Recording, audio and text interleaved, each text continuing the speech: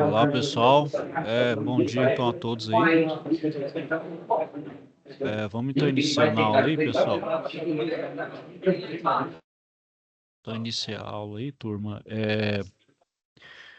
Hoje então vamos para a aula falar sobre mais um assunto, né, da tecnologia mecânica, que é o processo de obtenção dos metais, né? Então, desde a sua fase de mineração, né, até o processo até o produto final, né? Seja ele qual for, seja qual for sua aplicação, né? E pessoal, então antes de iniciar aí, passar um vídeo aí da indústria e logo em seguida a gente inicia a aula aí.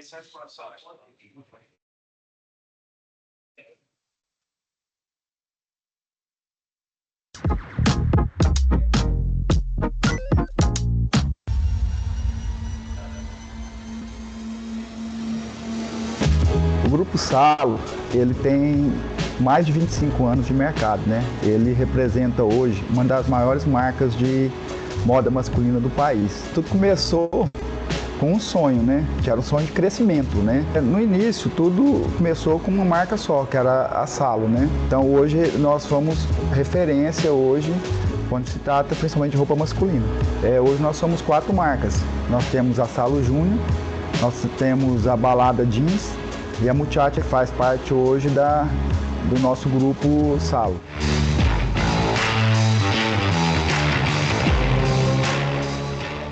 Nós vestimos o público em geral dos pés à cabeça. E nós hoje atendemos todos os estados da federação. Toda a nossa trajetória nos tem proporcionado um crescimento muito acima da média Brasil. Para suprir toda essa demanda, hoje nós produzimos milhões de peças em cada coleção. Sempre nós pensamos em inovação, sempre nós pensamos em adquirir máquinas modernas, né? Um dos grandes cases de sucesso da Salo foi esse pensamento.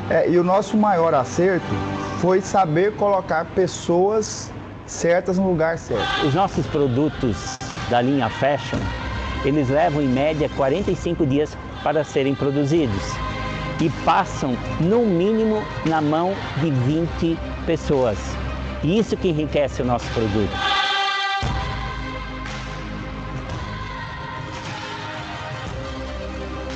Como a gente se importa muito com pessoas, ao longo dos anos foi natural os projetos sociais. Não tem como você crescer sozinho. Então fui contratando pessoas de qualidade, pessoas que eu acreditava, pessoas que têm um espírito, né? O mesmo espírito nosso, o meu espírito, o espírito da Maria Fernanda, de trabalho, né? Então as pessoas foram fundamentais. Cada coleção é feita assim com muito cuidado, com muito esmero, sabe? E passa na mão de muitas pessoas com essa energia boa. Essa troca vai acontecendo naturalmente todo o tempo e e é isso que a gente quer que chega para o nosso cliente.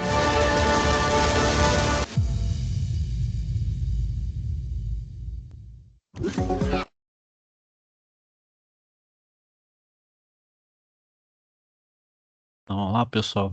Compartilhar a tela aqui de novo. Então, vamos lá. Hoje, então, eu falei, né? Vamos falar dos diferentes obtenções aí de metais, né? Dos diferentes tipos de metais entre os ferrosos e não ferrosos aí. Desde a sua obtenção de minério até o seu produto final, né? Sua forma final. Bom, pessoal, iniciando, né, pelos metais aí, que é o tipo de metal mais abundante que tem aí, né? São os metais ferrosos, né? Eles são aquelas ligas que contêm ferro, né? Que é um elemento químico que podem variar suas características químicas, né? Depender principalmente de quantidade de carbono, né? Então, o que determina e o que faz a classificação aí dos metais ferrosos é a sua quantidade de carbono. Então, pode se transformar em aços carbono, aços liga, inoxidáveis e o ferro fundido, né? Então, devido à sua resistência mecânica, né? Ele está encontrando diversos produtos, como o aço, ferro fundido e o ferro laminado, né? Então, é o mais utilizado, né, nas estruturas metálicas, né? ferros estruturais, né, aços estruturais, em alguns motores, né, o motor utiliza o ferro fundido aí como bloco, apesar que hoje se utiliza o alumínio, né, então a gente tem várias aplicações aí do ferro, né, ou do aço em si. E em todo setor industrial, né, pessoal, sempre vai ter aí, setor industrial, praticamente tudo você vai ver aí, vai ter um aço empregado, né, seja em qualquer aplicação aí. Bom, como eu faço então para obter, né? Como é que é o processo de obtenção do ferro, né, na natureza, né? Então ele é o quarto mais abundante, né? O ferro na natureza e entre os metais, né? O segundo entre os metais, se perdendo apenas aí para o alumínio, né, entre os metais mais abundantes na natureza. Austrália, o Brasil e China, né? São os maiores produtores de ferro, né, no mundo e exportam seu minério para diversos países. Então a gente tem uma matriz aí, né, dos principais clientes do nosso minério de ferro. Então o principal é a China, seguido por Japão, né, e depois distribuído entre os demais países aí, né. Bom, e a maior parte da reserva do minério, pessoal, que a gente tem aqui no Brasil, está em Minas Gerais e no Pará, né? Então a maior extração de ferro, né, na natureza aí está nesses dois estados, né? E são encontrados na forma de rocha, né? Então ele é na forma de óxido, né? De minério ali, de rocha, né? A partir então de como é que essa rocha é formada? A partir de sedimentação de minérios, que é o desgaste natural, né? Que ocorre na transformação aí do terreno. E os minérios aí na natureza que são mais comuns é a magnetite, a hematite e a limonite, né? São as três principais minérios de ferro comum encontrados na natureza. Bom, então, como é que é o processo para eu separar esse minério, né, para purificar então esse ferro, né? Então, eu preciso fazer alguns procedimentos.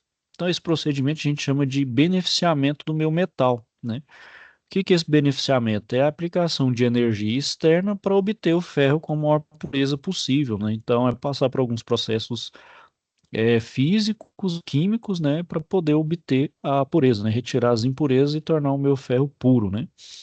E quanto mais puro o meu ferro estiver, né, ou seja, maior vai ser o seu beneficiamento, ou seja, maior a quantidade então de dinheiro investido. Então, para obter pureza, então eu tenho que investir em maquinário, em processos químicos e físicos aí para poder melhorar essa questão do beneficiamento, ou seja, para melhorar a purificação desse meu metal, né? Qualquer que seja ele, pode ser desde o ferro, o ouro, né, prata, enfim, qualquer metal que a gente retira na natureza, a gente tem que passar por esse processo de beneficiamento.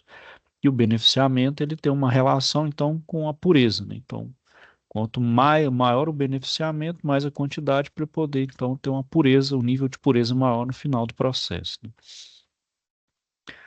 Bom, então, antes de iniciar uma extração, né, pessoal, do minério, tá, então, primeiro eu preciso fazer uma empresa, né, ela precisa fazer um estudo aprofundado da região, né, para verificar a quantidade de minério disponível, né, então um processo de geologia ali, né, onde o pessoal vai ver ali o potencial de extração, né, para ver se realmente é viável, né, talvez ali a concentração do minério de interesse não seja tão grande, então acaba que vai ficando caro, né? Fica caro e não viabiliza, por exemplo, eu alocar o espaço, alocar maquinária e principalmente alocar pessoas para poder fazer a extração, né? Então tem que ver isso do ponto de vista econômico, se é viável, né? Caso não seja, você interrompe, né, e tenta ver um outro lugar, né? Ou ver ali qual um potencial, por exemplo, né? Ali inicialmente, eu quis extrair o ferro, mas ali percebeu que tem um outro minério, né, um outro tipo de metal ali, ou outro tipo de material que eu posso extrair daquele lugar em questão. Aí você faz a mudança, pode fazer umas adequações aí. Então, feito isso, né, fez a viabilidade, tá ok, eu posso então extrair minério ali, por exemplo, minério de ferro naquele local. Então, agora eu vou fazer toda a estrutura, né, toda a estrutura física ali para extrair e depois também minerar, ou, não, perdão, beneficiar em um outro ponto, né. Bom, então, né, achei o local, eu vou fazer então explosões, né, que são aquelas explosões controladas, né, eu vou inserir dinamites ali, explosivos, né, para fazer então extrair as rochas, né, as rochas de minério ali, Então vai gerar as minas, né, chamadas minas, que, né, vai ser as pequenas rochas, né? Nessas pequenas rochas a gente inicia então um processo de beneficiamento, né? Então, onde eu tenho as rochas maiores, eu vou levar um triturador que vai diminuir o tamanho dessas rochas, né? Vamos transformar em grãos menores, né? Fica em rochas menores, ou no linguajar mais coloquial, pedras menores, né? Apesar que o pessoal da mineração, isso não se pode falar, né? Tem que ser rochas, né? Bom, então fiz essa trituração, né? Deixei então o menor possível, né? O chamados esses, né? Essas rochas deixarem torrões, né? Menores. Então eu vou levar esse minério para um forno, né? Então eu vou começar agora o processo de fundição. Eu vou levar esse minério para um alto forno, né? Que eu vou então transformar esse minério que está inicialmente no estado sólido para o estado líquido. Aí, então nessa transformação aí, física, né, eu vou então separar, né, o ferro dos outros elementos. Então é aí que eu inicio então a purificação do meu metal, né. Para o ferro, então, em específico, a temperatura do alto forno ele vai atingir, então, valores superiores a 1.200 graus, ou seja, eu tenho que empregar uma grande quantidade de energia, né, para poder, então, atingir essa temperatura, né, para poder, então, fazer a separação do meu ferro. Então, a partir dessa separação, a gente forma, então, três partes do minério, né, do minério de ferro. A chamada escória sólida, que ela é formada pela fusão das impurezas do minério de ferro, né, uma escória em estado líquido, que é um produto da redução do minério de ferro, que é pelo coque e calcário, e o ferro líquido, né, o que eu vou precisar, então, depois do meu processo, é chamar de ferro gusa. Então, por exemplo, todas as escolhas aí, pessoal, nem todas são descartadas, algumas podem ser utilizadas em outros processos, né? Então, por exemplo, o coque, né, se utiliza, por exemplo, para se adicionar, por exemplo, no cimento, assim como o calcário, o coque também, além disso, pode ser usado para combustível, para fornos, em outros processos e também fazer parte, por exemplo, como ingrediente de asfalto, né? Então, ele também ali pode ser utilizado em outros processos. Então, nem sempre essas escórias é descartável, então elas também vão ter outras finalidades, outras funções aí. E o principal que depois é o ferro, né, que separado ele vai para o outro processo. Bom, então essa escória sólida ela vai flutuar, né, sobre a escória líquida, né, por questão de diferente densidade, né? E aí então a gente vai ter o ferro líquido. Então, a partir duas aberturas especiais em alturas diferentes, né? A escória líquida, então, é a primeira a ser transferida para outro recipiente, onde vai ser aproveitada como subproduto do minério. O ferro líquido, ele é transferido, então, na forma de lingotes, né? Então, ele vai ser lingotes ali para um recipiente próprio, chamado cadinho, né? Como se fosse uma colher ali, ou um copo, né? Onde fica, então, o metal derretido ali, né? Onde ele vai ser transportado para a aciaria, onde eu vou, então, fazer outros processos para purificação, o tratamento térmico e também algum produto final aí. Bom, então, desse ferro líquido, pessoal, a gente tem um chamado ferro gusa, né? Esse ferro gusa ele pode ser comercializado para processos em que o material não necessita de usinagem, né? Então, por exemplo, para um fim mais específico, mais assim simples, e então já se sabe que a propriedade do ferro gusa não permite usinagem, porque é um metal ainda altamente frágil. Então, para eu poder então melhorar essa questão da fragilidade, tornar então um ferro mais resistente, eu tenho que passar então por outros processos físico-químicos aí para poder então atingir as propriedades requeridas, né? Seja em projeto ou para aquilo que eu queira aplicar o meu ferro. Bom, da escória, né? A escória é formada então a partir da inserção do calcário, que vai então reagir com as impurezas, né? Então, esse calcário então, ela vai dividir em duas fases, né? Essa escória. Então, vai ter diferentes tipos químicos do produto na sua composição, que vão associar diferentemente um com o outro. Bom, então, pessoal, com o ferro gusa, né? O ferro gusa, então, parte depois para outros processos, né? E esse ferro gusa ainda vai ter muitas impurezas, né? Então ele ainda não está muito, não está 100% purificado. Tirou então muita das impurezas e ele ainda contém algumas. Então, são alguns elementos, como manganês, silício, fósforo e o próprio carbono, que pode estar em concentrações de 2 a 5%. Então, eu preciso, dependendo do meu processo, retirar alguns desses elementos, né? Inclusive, também eliminar uma parte desse carbono. O carbono também é uma das razões para esse ferro gusa ser extremamente frágil e quebradiço. Então, ele vai passar para os novos processos que vai, então, transformar o ferro gusa. Então, agora vai ser um ferro gusa, vai ser aço. Agora vai passar para ser aço, que é a combinação ferro-carbono, né? Que vai diferenciar, né, o aço carbono aí, né? O aço, que é a combinação ferro-carbono, vai diferenciar justamente na concentração de carbono, é o principal carbono e também outros elementos. E para obtenção do ferro, então, de pureza de 100%, o ferro gusa ele vai passar por outros processos de beneficiamento. Então, eu vou eliminar o carbono, né? Para eliminar esse carbono, eu vou injetar oxigênio, né? Porque esse oxigênio reage com carbono, transforma em CO2 e ele se desliga do meu metal. Então, isso eu purifico meu metal aí, né? E esse ferro altamente puro, né? Chama então aí comumente de ferro doce, né? Que ele vai ter menos carbono, né? E a gente observa, né, que essa questão do carbono então influencia nessas transformações do meu ferro gusa. Então, dependendo da concentração desse carbono, ele é empregado na fabricação de produtos que estão presentes no dia a dia, né? Como ferramentas, veículos, equipamentos, máquinas, estruturas civis, como viadutos, pontes e condomínios residenciais, né? Então, por exemplo, as ferramentas, né, ela tem que resistir a altos torques, a altas solicitações de força. Então tem que ter um ferro ali, um aço altamente resistente, porém não pode ser frágil, senão ele vai quebrar. Tem que ter uma alta resistência e além disso, ele tem que ter uma relativa dureza para poder aguentar esse tranco aí de força e de solicitação.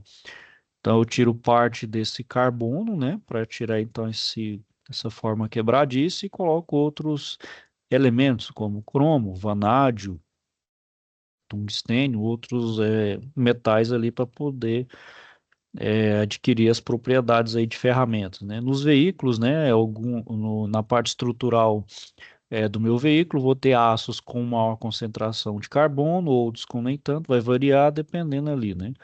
Estruturalmente no meu carro, meu aço tem que ter uma alta resistência, né? E outros ele tem que ser um pouco mais maleável para poder absorver o choque ali, por exemplo, de uma batida, né? De uma colisão, né? Equipamentos, né? Certos equipamentos aí também vai variar também, né? As estruturas civis, né? Como os viadutos aí, né? As grandes edificações, né? Bom, o primeiro então tipo de ferro que a gente tem aí, né, pessoal? Depois do tratamento do ferro gusa é o ferro fundido, né?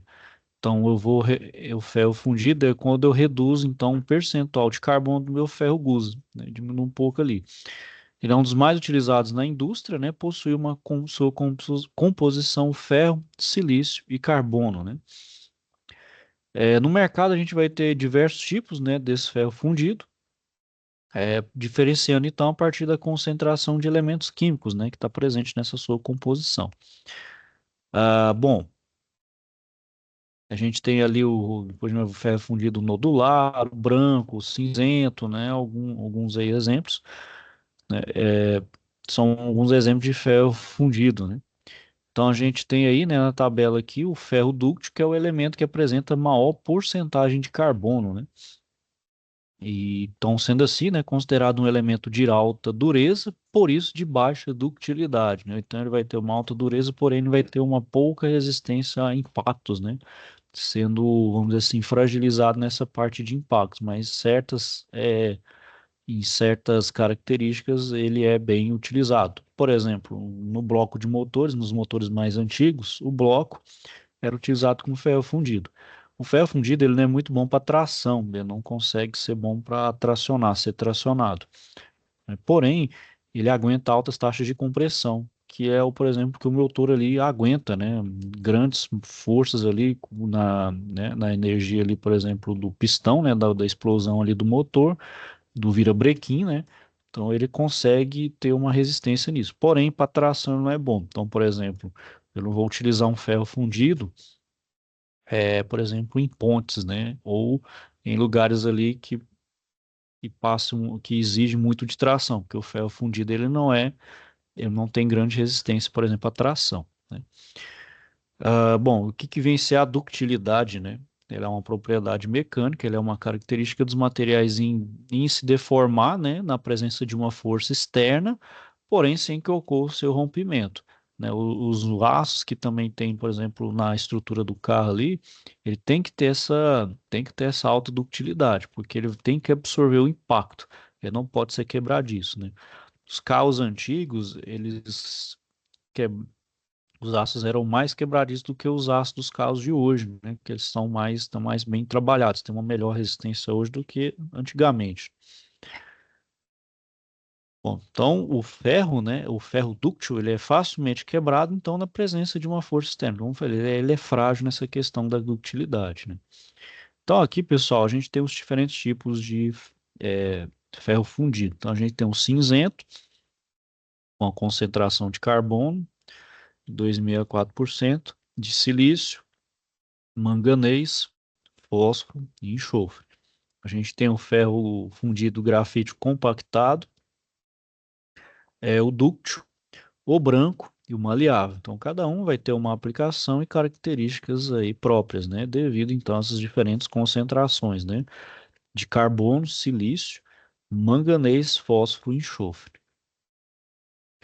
Bom, em contrapartida, né, pessoal, o ferro maleável, né, que ele vai ter o menor teor de carbono, né, então ele é considerado um material de alta ductilidade e tenacidade, né, então ele é mais fácil de moldar no formato de interesse, né. E cada porcentagem de silício, manganês, também diz potássio e enxofre também vai influenciar na característica final do meu material, né? Visto que cada metal aí, né, desses metais, né, desses materiais, ele vai ter uma especificidade, né?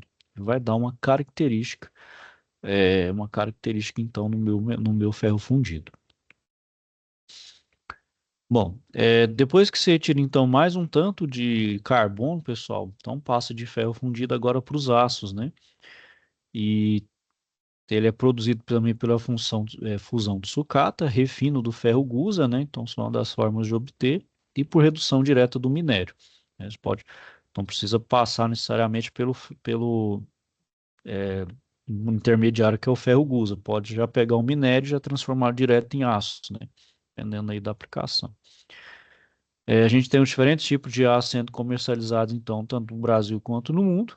E para diferenciar, né, pessoal, uma gama de aço aí que é muito grande, ele passa por tratamento térmico, que é a principal característica para atingir essas diferentes propriedades químicas, que é a intensidade da temperatura, né? Então, os dois fatores aí, as duas variáveis que vai, então, diferenciar aí um aço do outro, que é a temperatura aplicada, né, no meu aço e também o tempo de exposição ao calor. Então, é temperatura e tempo, são as duas variáveis aí que vai determinar aí meu tratamento no meu aço. Então, quanto maior a temperatura e o tempo de exposição do ferro gusa no alto forno, então eu vou ter mais tempo para eliminar o carbono. Então, eu vou diminuir sua concentração no meu metal. Então, o meu material vai ser menos duro, ele vai ser mais maleável, vai ter maior ductilidade, né? Então, com isso, eu obtenho um aço dúctil, maleável e com boa usinabilidade, né? Agora, eu consigo usinar é, satisfatoriamente, sem ele se quebrar, né? Sem ter a característica de quebradiço, como o ferro gusa tem, né? E os aços, então, de baixo teor de carbono, ele tem valores inferiores a 0,25%, né? E são amplamente utilizados, então, como falei, no setor automotivo, né? Na carcaça, e também nas bebidas, né? Algumas latas aí, ao invés de se usar alumínio, né? Usa latas em estanho, né? Então, algumas latas aí para principalmente manter durabilidade do alimento, né? Ou até da bebida, né? Então, aquelas latas que a gente vê em alguns alimentos são de aço aí, né? Em estanho. E outras aplicações, né?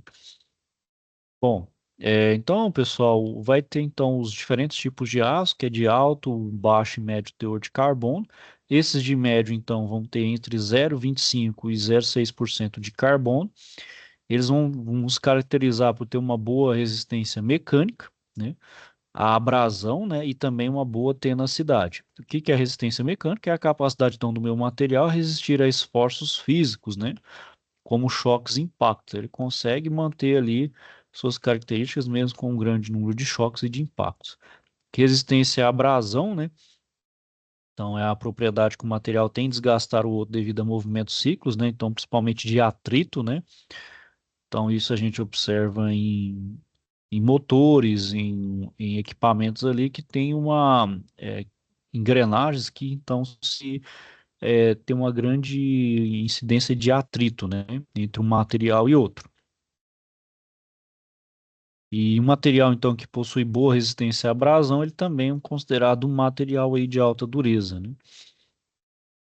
E a tenacidade, né, que é a capacidade então que o material possui em absorver a energia na presença de uma força externa, então sem se romper, né? Então, é uma força ali que eu aplico sem que o meu aço, então, o meu material vai ter de se deformar ali, de absorver, né, sem se romper, sem ele quebrar ali ou dar um indício de trinca, né? Então isso é a tenacidade, né, a propriedade da tenacidade. Os aços de alto teor de carbono, eles têm então entre 0 a 6%, 0,6 a 1,4% de carbono. São aços rígidos, de alta resistência à abrasão, porém ele tem uma baixa utilidade, ou seja, vai ser um pouco mais frágil. São amplamente aplicados em ferramentas de corte industrial, né, nos de torno, fresa aí, né, para corte, bem como, né, em outras aplicações, como facas e arames, né.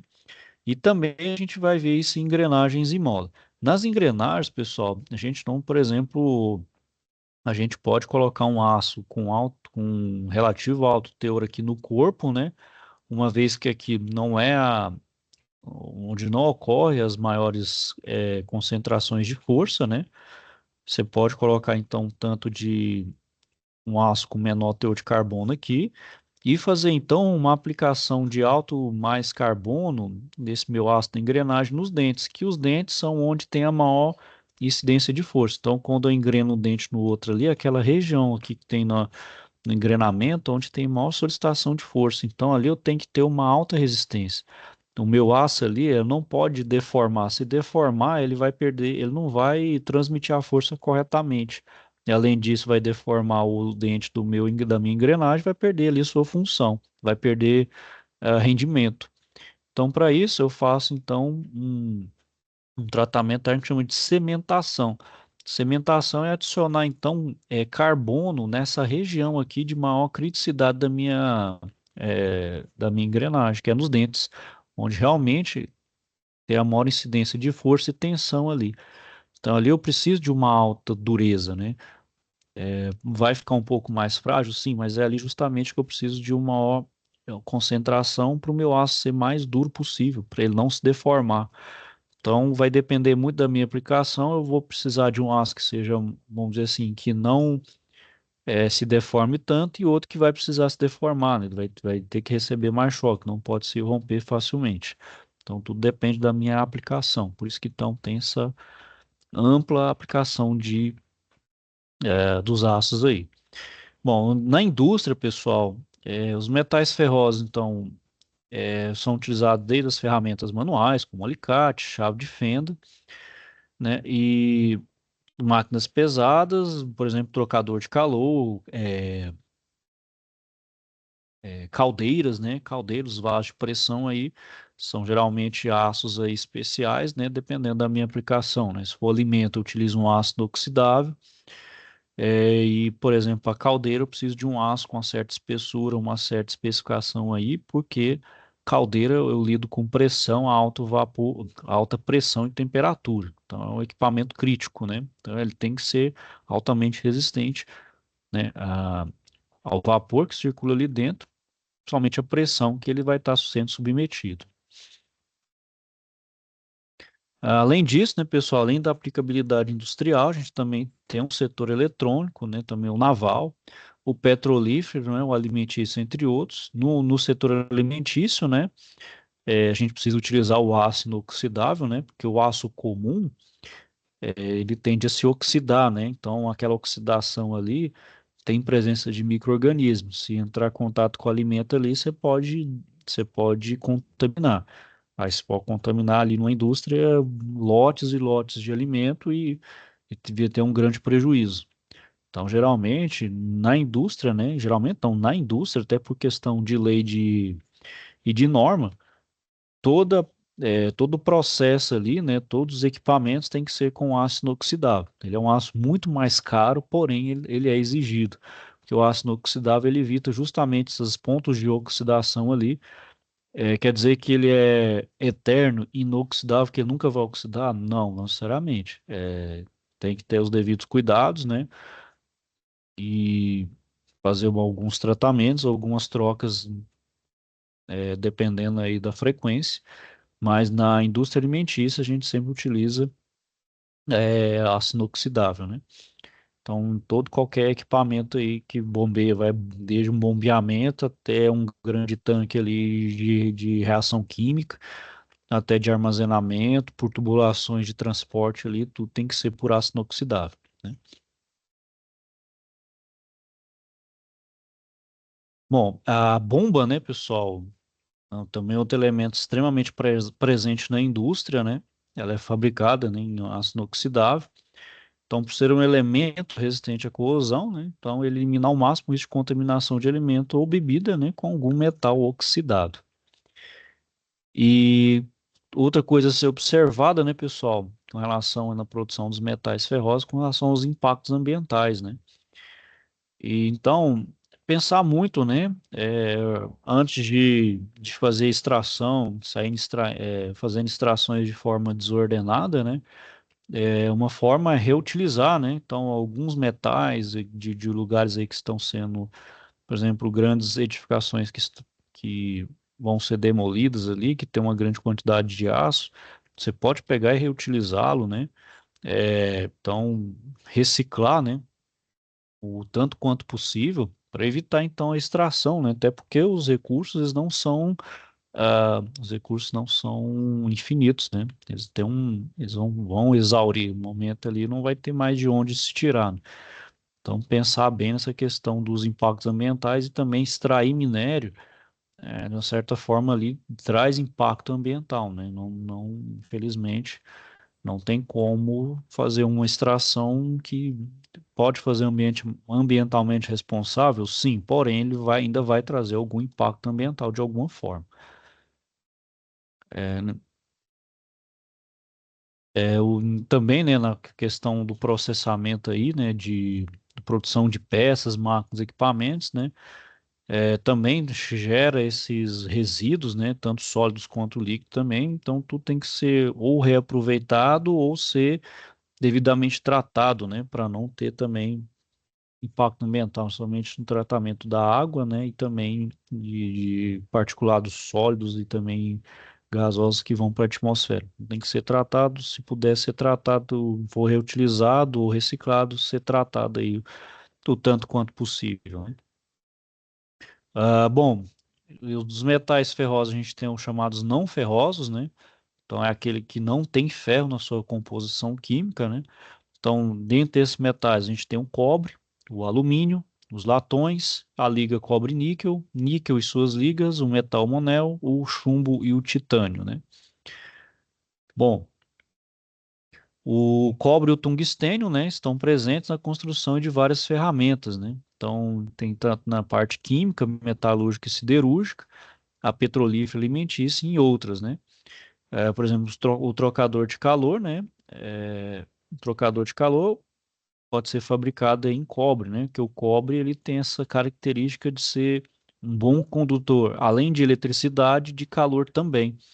Então, por exemplo, para trocar calor é muito bom, para conduzir energia elétrica. Então, boa parte dos nossos cabos é de cobre, né? Apesar de se utilizar alumínio em barramentos em algumas aplicações, mas o cobre ainda é o melhor, né? O melhor nessa questão de condução de corrente. Bom, além disso, a gente é utilizado em refrigeração, né, nos ar-condicionados, nas plantas químicas, petroquímicas, na geração de energia, refinamento de petróleo, processamento de gás natural e tratamento de águas residuais. Então, um trocador de calor aí, pessoal, basicamente aí de cobre, né? A questão aí é o custo, né? O cobre, ele é um metal aí de grande custo, né? Bom, não tem a figura aqui, pessoal, mas no selo mecânico, né, de uma bomba, né, o selo mecânico, a função dele é vedar, né, vedar os equipamentos, principalmente rotativo ali da bomba, né, compressores e ventiladores, vedar para não ter vazamento de líquido ou que ele que esteja bombeando para fora da bomba, né, então é fazer uma vedação ali de elementos de rotação, né, como ali as pás ali, por exemplo, da turbina da minha bomba, né. E também, né, vão ser aplicados aí nos segmentos industriais como automobilística, química, né, alimentícia, petróleo, papel, siderúrgico, entre outros. Né, então, posso fazer ele em tungstênio, né? O tungstênio, ele é um metal, acho que é o de maior ponto de fusão existente na natureza. Tá? Então, o tungstênio aí é muito mais do que 1.000 graus para poder fundir. O tungstênio, pessoal, pode utilizar aí também, por exemplo, nas lâmpadas antigas, né? Aquelas incandescentes, o filamento era de tungstênio, que ali é um calor muito grande. O tungstênio é um metal aí como ponto de fusão é altíssimo, então ele dissipa bem o calor e não vem então a se romper ou a vir a se derreter por questão disso, a não ser que seja uma corrente extremamente grande que aí pode fragilizar e, como diz, queimar a lâmpada, né? Bom, do alumínio, a gente tem a obtenção do alumínio aí vai ser em 4 etapas, né?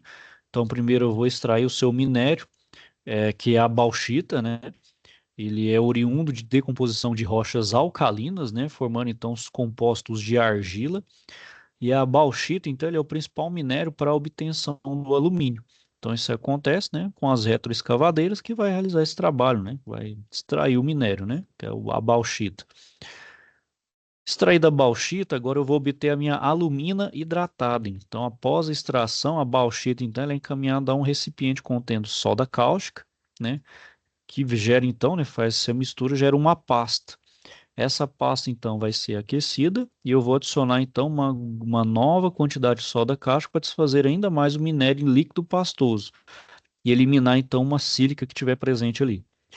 E essa pasta, então, é passada por um processo de sedimentação, né, onde a parte mais leve se solta da mais pesada, e eu vou fazer, então, uma filtragem, uma separação.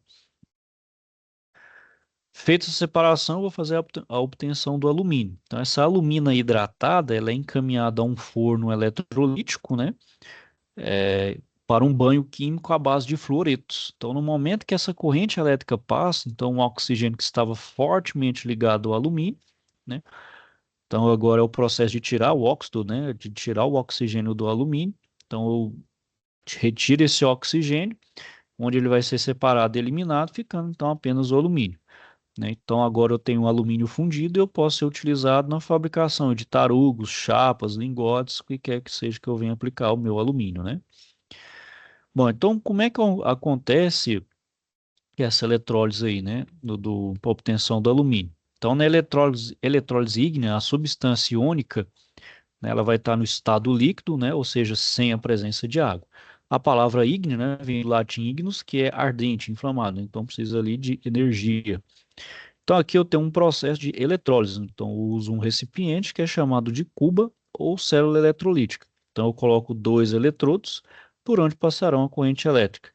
Né? Então o óxido de alumínio ele vira ali uma célula, né? Onde eu retiro o oxigênio, né? Então eu retiro o oxigênio, então eu faço redução ali, né? Esses eletrodos podem ser ativos, né? Ou seja, pode ser o próprio material que eu queira purificar, ou se não, ele pode ser inerte, né? Os dois eletrodos podem ser, então, ali não participar do processo, né? E não ter nenhum tipo de alteração. Então vai depender aí de como eu queira fazer, né? Eu posso utilizar o meu próprio óxido ali para poder fazer como eletrodo ou não. Os mais usados, então, ali, pessoal, são os inertes de platina, né? Que não reagem, e o de grafite que reage, né? O carbono ali, né? Que o carbono, o que ele vai fazer? Ele vai roubar o oxigênio ali do meu alumínio, né? Do óxido de alumínio, purificando o meu alumínio e gerando CO2. O CO2, então, jogado para a atmosfera, né? Bom, então, como característica, pessoal, as ligas de alumínio, então, elas são conhecidas por uma resistência à corrosão, né? Ao contrário dos aços, que estão, tem sujeito a enferrujar, né? Que é um nome aí mais coloquial, né? Enferrujar, um nome mais comum, ou de oxidar, né? E ele tem baixa densidade, ou seja, ele tem um baixo peso. Hoje, então, hoje, então, os motores de carros, né? Todo ele, né? Desde o cabeçote ao bloco, eles estão sendo feitos de ligas de alumínio, porque é muito mais leve e com características, né, ou propriedades muito melhores do que, por exemplo, o ferro fundido, né? E além disso, né, a liga de alumínio ele tem uma boa condutividade elétrica, facilidade de fabricação, né, e também aparência, né? Então, por exemplo, essas esquadrias de alumínio, você pode ver que não tem nenhum processo ali, por exemplo, de pintura ou de passar qualquer outra coisa química ali. É basicamente um polimento, né?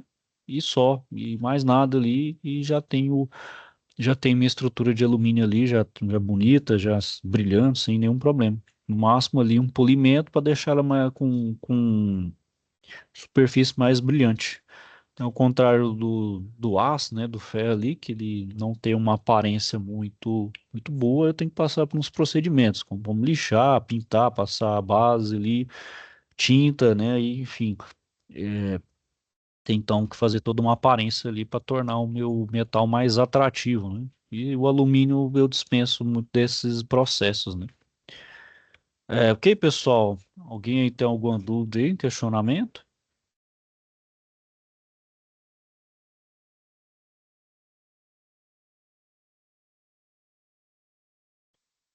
Só falar aqui, pessoal, da segunda superação.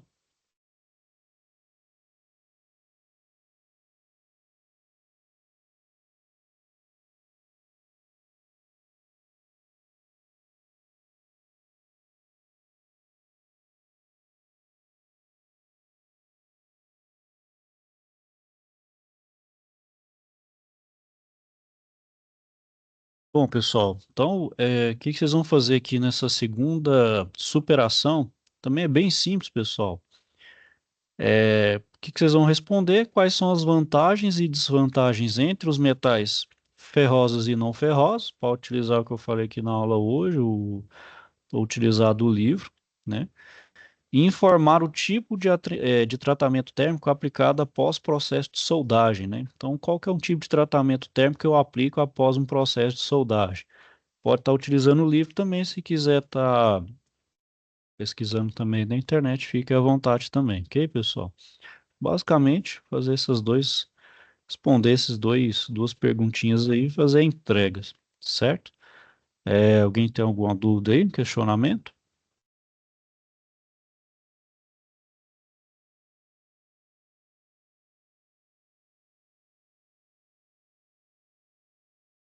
Ok, pessoal?